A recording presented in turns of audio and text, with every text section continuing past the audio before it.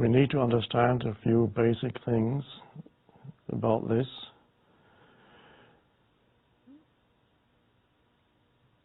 And I'd like to remind you of something that's already been written in The Power of Now, and that is that your life consists of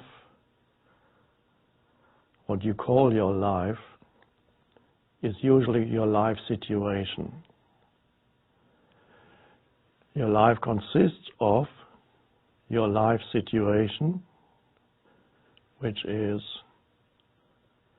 your job, your financial situation, your relationships, your living situation, your health situation, whether you're young or old, or whatever is happening in your life, all that makes up your life situation. And for most people, that's all there is. They don't know anything else. Their whole life consists of what they call my life. When they refer to my life, they're talking about their life situation. And in The Power of Now,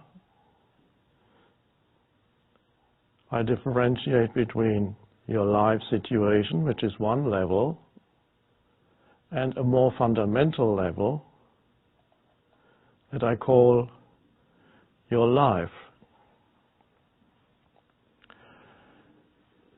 We are going to talk about these two levels today at a time when, for many people, their life situation is becoming challenging. They're encountering new limitations suddenly coming into their life situation.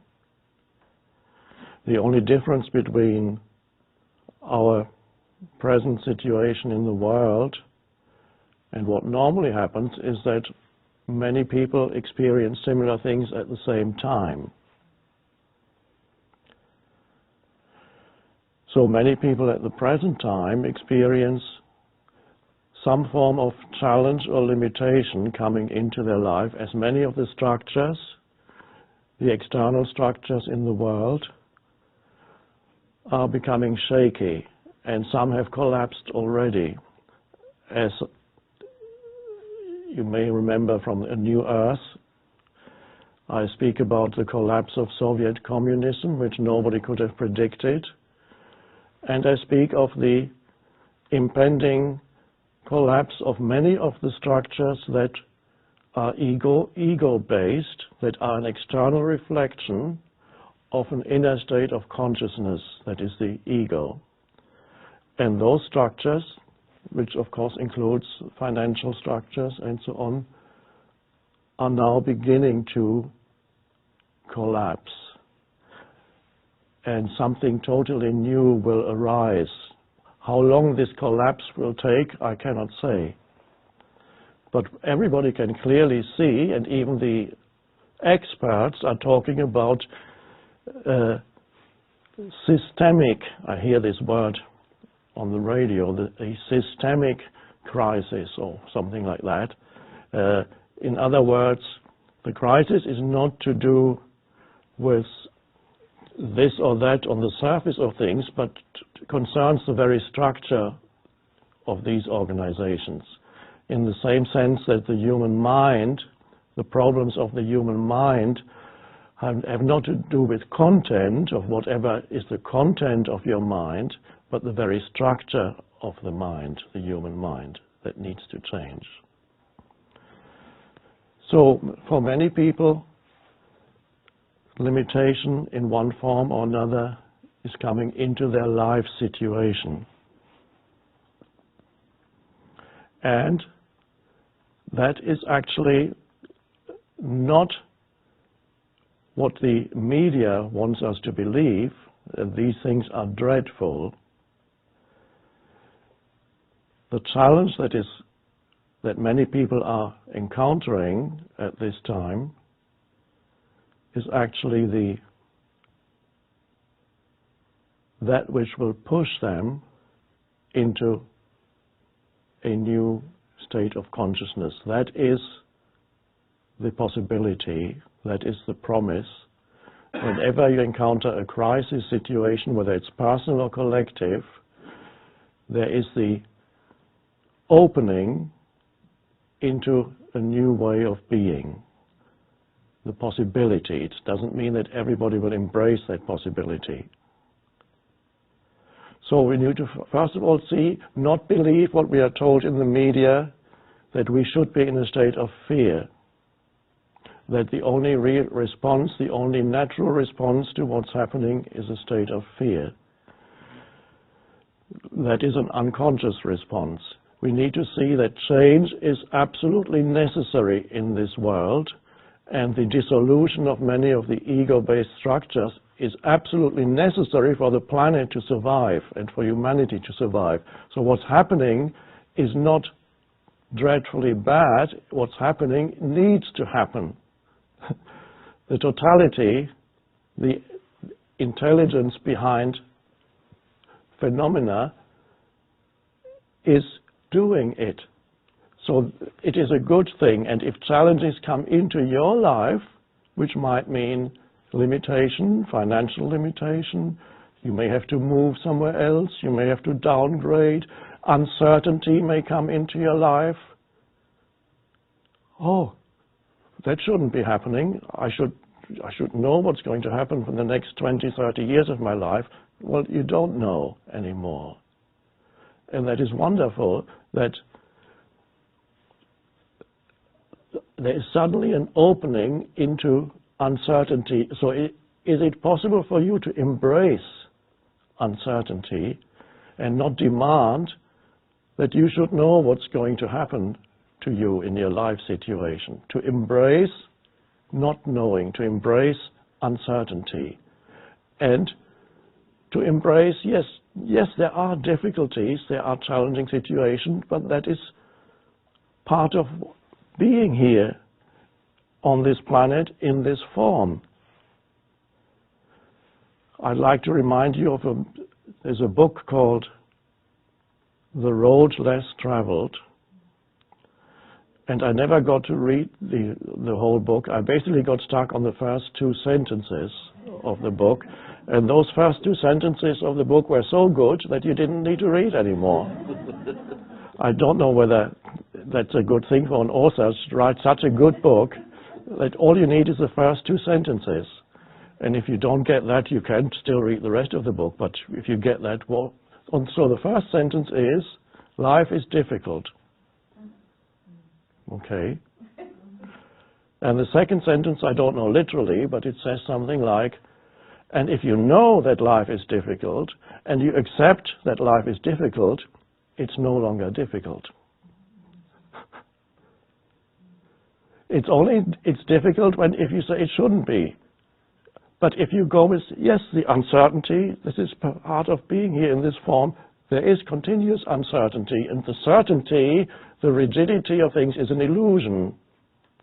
The certainty that all these structures are solid, and you can sometimes see it, that the certainty, the World Trade Center looked very solid, and gone. And all the structures, the big banks, they looked so solid, nothing could possibly happen. They're there forever. And within a few weeks, they're beginning to crumble. In Soviet communism, nothing looked more solid than Soviet communism. You say, this is so rigid, it can't possibly, it must at least survive for another 1,000 years. The rigidity of it and the people who embodied that is well, it's not going to move. When you saw the Soviet rulers greeting on military parades, huge tanks and rockets going past, nothing can be more solid than that. And within a year, collapsed. The whole thing collapsed.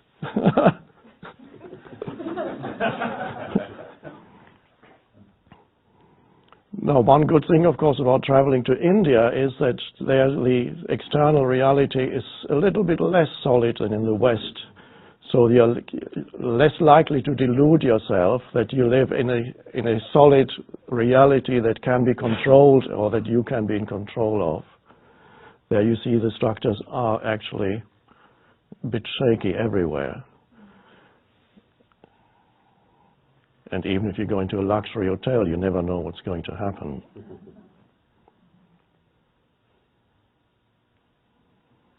So we are learning to go with the flow of things, as the expression goes, and the flow of things is fluid. It's not a continuous change. Something new is arising. And why demand that there should be certainty in your life? Be open to uncertainty and see how empowering that actually is, and not say, okay, but what about my pension plan? What the mutual funds? I had saved all my life, and now, look, I got the statements, I lost 50% of it. Yes, so, but you're still here. That's your life situation. Whatever happens, your life situation. And you may remember a year ago you were looking at your mutual fund and said, wow, it's made so much money. It's great. And it feels good, and then you look at it again. Oh, okay, now I can relax now. And then you relax, and then the next one comes and says, oh my God, life is difficult. Things are dissolving, and see, if you resist internally what is happening, as the media teaches you to do, then of course you resist the flow, you resist the arising of the new state of consciousness primarily in you, and eventually the arising of new external expressions of that state of consciousness, a new world. We don't need to be concerned about that. That comes of itself. What we need to be concerned about is to be open to this transformation, to be open to not knowing. So there's our life situation, and it's interesting. There may be interesting changes happening in our life situation, and we say, that's fine, whatever change comes, you look at the situation and see, yes, suddenly a limitation is coming into my life. I lost my job, and my investments are not worth that much anymore. Okay, then how can you overcome these limitations? Limitations can be overcome always on two levels. There is the external limitations. Limitations can be overcome on an external level. And other limitations can only be overcome on an inner level. So you need to see, whatever situation you encounter in your life, is there anything I can do to overcome these limitations? It might involve moving somewhere else where you don't have a huge mortgage anymore. It might involve moving to different location. It might involve finding a different job or thinking outside of the box and doing something totally different you'd never even thought of thinking creatively. So whatever limitation you encounter in your life, you look at, first of all, at the externals of the situation. Is there anything I can do? And then you become still. And then you start thinking again, and you look at the situation. What are the possibilities? Then you become still again. Then you look again, you think, or you talk to someone.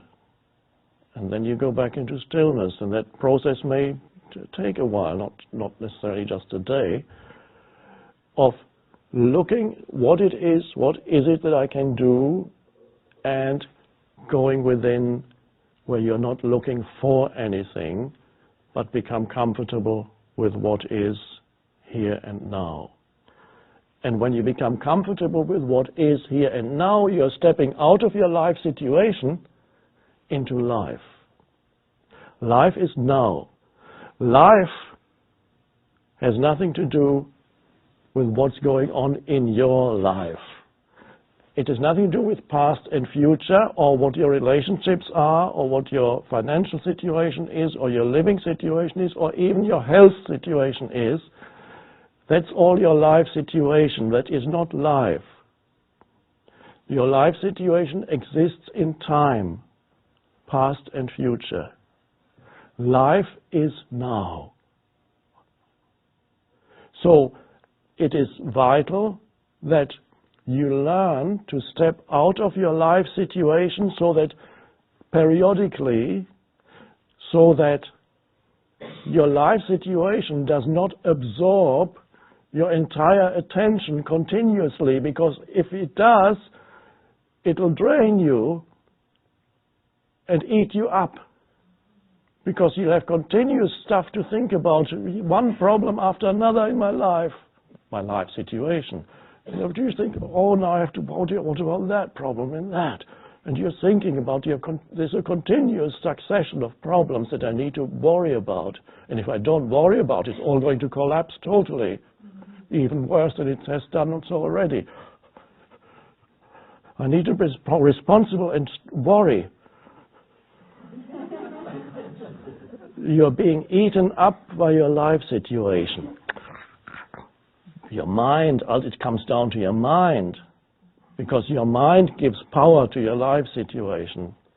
The continuous involuntary mind activity really is your life situation. If you don't think about your life situation, there is no life situation. What situation? You step out of that periodically, vital to learn that, and come into life. And then the mind says, what do you mean by life? Okay, let's see where that is, that life. You step out of time, your attention, you remove your attention from past and future, okay? How do you do that? Well, a little help would be, what about now? What's wrong with now? Do I have a problem now? Now? Of course I have a problem now. Look at my bank statement. Of course I have a problem now. I need to move by the end of the month. I got notice. I'm not talking about the end of the month or what's going to happen to your mutual funds. I'm talking about, do you have a problem now? No. I can't see any. I'm trying hard to find a problem in this moment.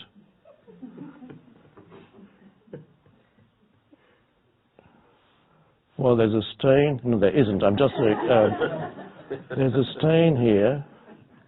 Is that a problem? No, it's a stain. Okay. I have a backache. I don't. It's just an example. I have a back. Is that a problem? Only if you start thinking about it and saying, am I going to have to live with that for the rest of my life? Or why do I always have a backache? I wonder what's wrong with me. No, it's not a problem. It's a backache. It's just that. You stay with what is now. Don't spin some stories about what is now. Don't judge it, compare it, say it shouldn't be. You come into now. So the first level of now is whatever is around you. That's only level one. Level one of now is your sense perceptions. Wow. And that's already a revelation. When you step out of being totally possessed, eaten up, eaten alive by your life situation, and you step out of that into just becoming aware of sense perceptions, you're entering the now, because you can only perceive now. And you're not perceiving any problem. You're perceiving what is now. Sense perception, this room, the people, the incredible variety of human forms. Amazing to see. Every human form is different and unique in some way. It's beautiful. You can sit in a public place and be in the now and watch people. It's nothing to do with your life situation. You're there as a presence, watching, perceiving this moment.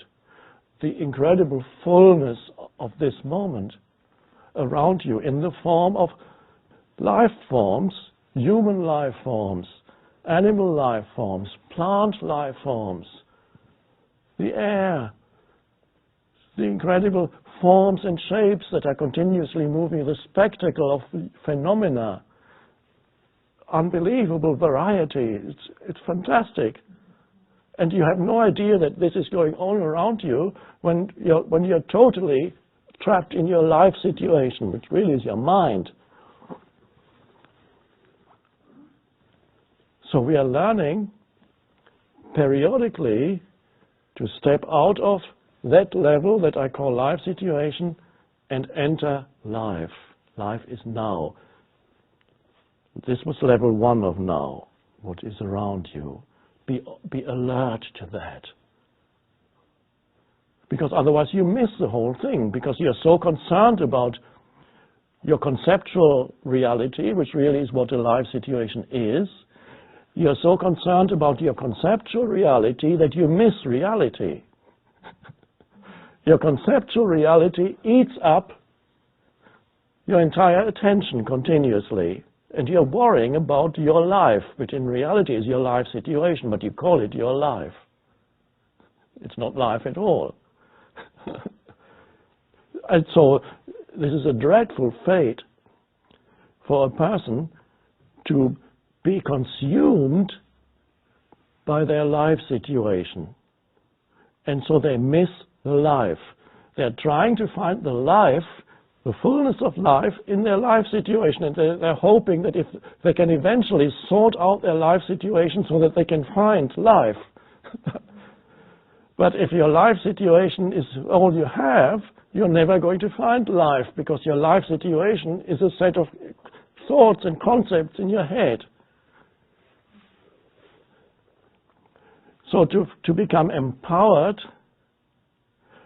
you need to rise, one could say, you rise above your life situation, which doesn't mean you don't deal with things anymore.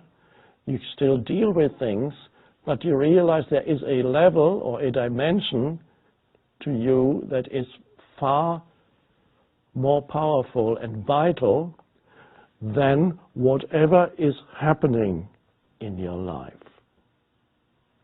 So accessing that dimension is vital, and that really is what spirituality is all about, not having some weird ideas about this or that, or beliefs. It's nothing to do with ideas.